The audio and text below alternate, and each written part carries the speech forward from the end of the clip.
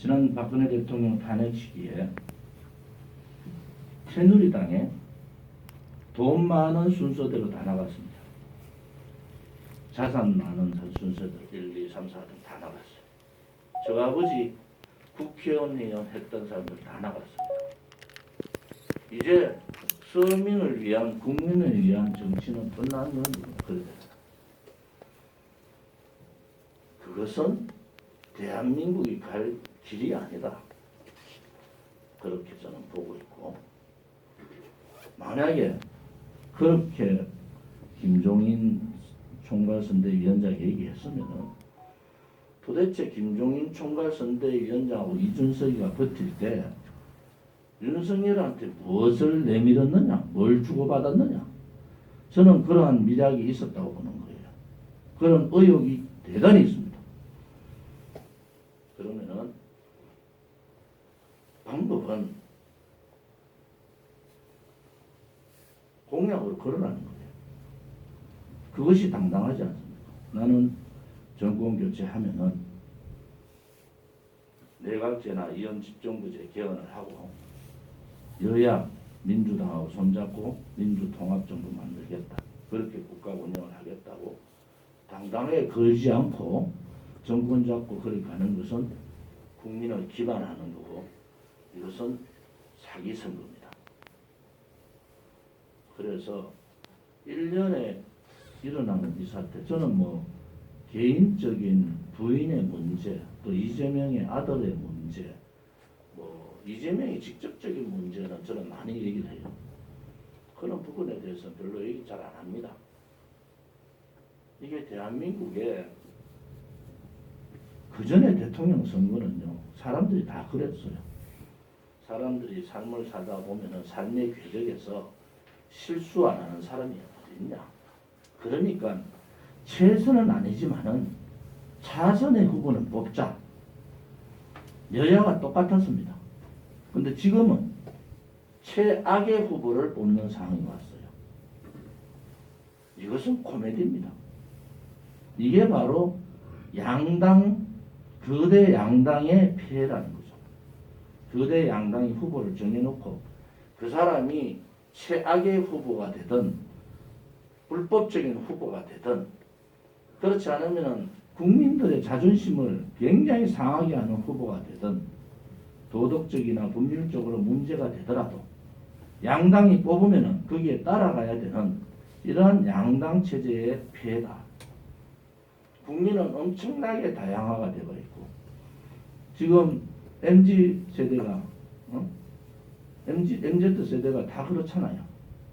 엄청나게 다양하게 있는데 이놈의 정치만 기득권 세력에 의해서 묶여가지고 혹은 지역적으로 갈라치기 하고 이념적으로 갈라치기 해서 양당 후보 아니면 안 되는 구도를 만들고 있다. 그래서 우리 공화당은 국민의 명령인 정권 교체하자. 그런데 이참에 정치혁명도 같이 좀 하자. 첫째는 부정부패 정치인들 절대 앞으로 정치 못하게 하자. 두 번째는 자기 당만 생각하고 당리당략에 빠지고 무능한 정당이든 책임 없는 정당이든 거짓과 불의에 굴종하던 그러한 정당이라도 양당만 되면은 기초의원부터 광역의원, 기초단체장, 광역단체장, 국회의원, 대통령에 되는 구도를 깨야 된다.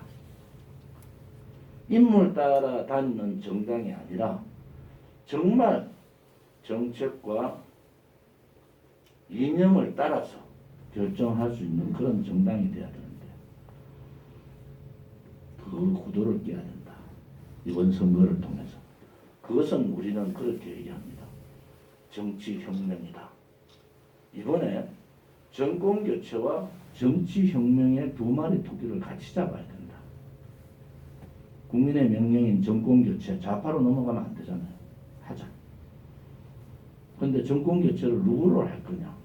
이렇게 문제가 많은 사상이에요. 자기를 지지하는 사람들하고 전혀 다른 생각을 갖고 있는 사람으로 가야 되느냐.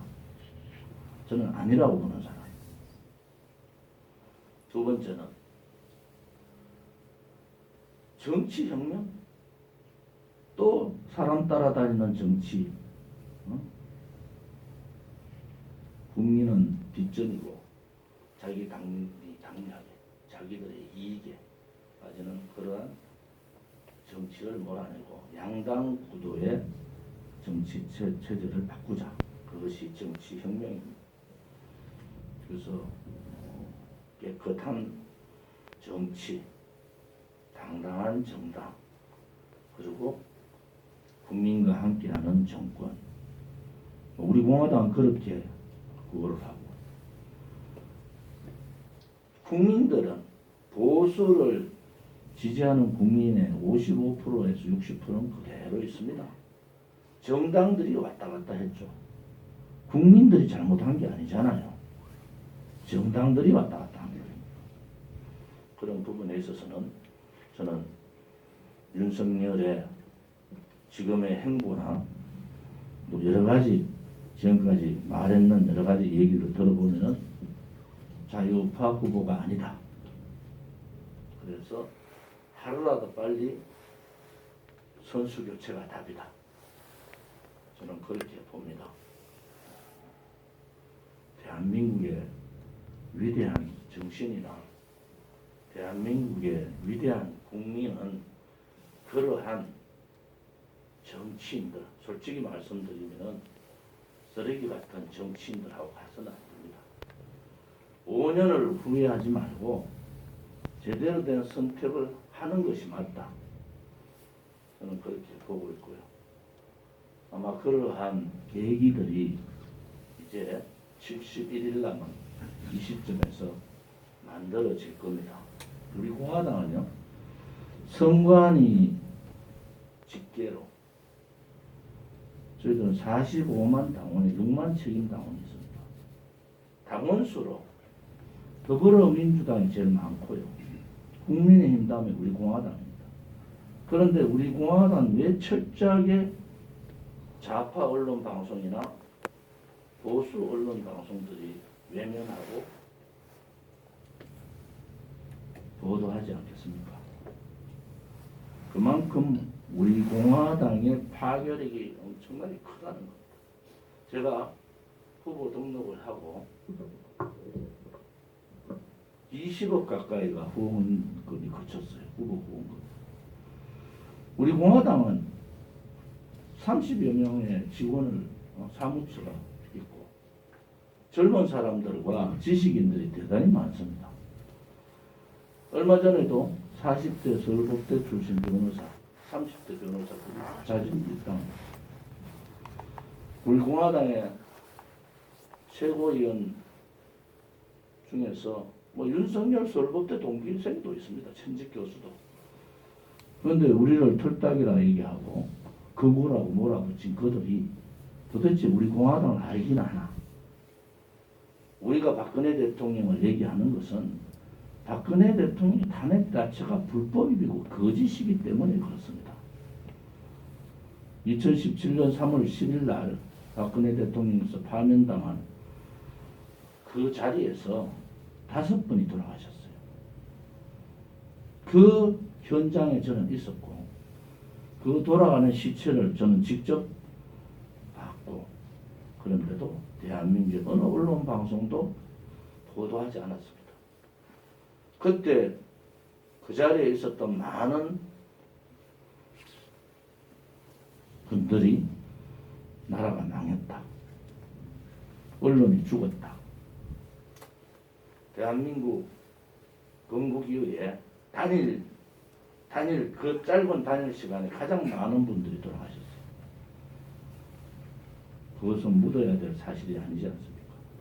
결국은 3년 후에 제가 국정감사에서 밝힙니다. 소방청에서 인정을 합니다. 4분이 돌아가신 건 맞다. 그런데 우리는 한 분의 여성분이 돌아가신 분을 목격했기 때문에 여성분 한 분이 왜 없냐, 이래서 5분이라고 얘기하고 10명 가까이가 혼수 상태로 후송이 됐는데 그분에 대한 생사를 모릅니다. 이 나라는 죽은 나라예요. 이 나라 언론 방송은 죽은 언론입니다. 그것을 우리가 광화문 천막 투쟁을 통해서 진실을 밝힌 겁니다. 박근혜 대통령의 거짓 불법 또 이 불의의 탄핵을 밝히지 않으면 대한민국은 정의의 나라가 아닌 거예요. 저도 국회에 있을 때 어서 시세말로 잘 나갔잖아요. 기자들 지금 데스크 편집국장급이 제가 원내 수석하고 이럴 때 아닙니까 정도. 언론이 죽은 나라. 진실을 보도하지 못하는 언론 방송. 불의를 불의라 하지 못하는 대한민국의 국민. 그것이 누구의 잘못입니까? 그 사람들이 제발 박근혜 대통령 얘기 좀 그만해라. 그러면은 우리 공화당이 10% 이상 넘어갈 거다. 그런데 그것은 맞지 않습니다. 우리 대통령께서 내일 밤 12시부로 자유의 몸이 되시니까 대통령께서 정치를 하시든 정치를 안 하시든 우리는 그분의 뜻을 존중할 겁니다. 또 우리 공화당이 가는 길은 그전에는 탄핵무효 무죄 석방 투쟁을 했다면 지금은 탄핵무효 투쟁은 법적 역사적 명예회복이 이루어지는 그날까지 할 거고요. 또 박근혜 대통령의 명예회복 투쟁을 이어나갈 겁니다. 제가 앞에 말은 이 정도로 할게요. 이제부터 질문 주시면은 그에 따라서 답변을 드리겠습니다.